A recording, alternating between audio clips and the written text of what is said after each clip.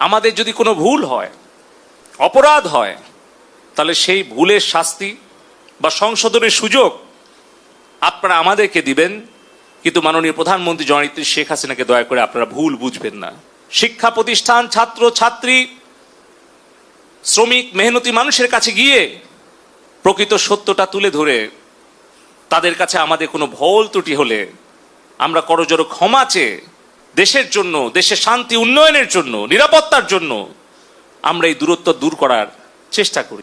যদি আমাদের তরুণ তরুণীরা, আমাদের ছাত্রছাত্রী ভাই বোনেরা তারা যদি মনে করে যে এই দেশব্যাপী ইন্টারনেটের সেবা ব্যাহত হওয়ার জন্য কেউ দায়ী, তাহলে সেই দায়ী আমি দায়িত্বপ্রাপ্ত ডাক এবং টেলিযোগাযোগ তথ্য প্রযুক্তি প্রতিমন্ত্রী হিসেবে সারা দেশব্যাপী ইন্টারনেট সেবা ব্যাহত হওয়ার জন্য এই দায় এবং দায়িত্ব আমার, এবং সেই দায়িত্ব সঠিকভাবে পালনে ব্যর্থ হওয়ার জন্য যদি কারো শাস্তি হয় সেটা হওয়া উচিত আমার।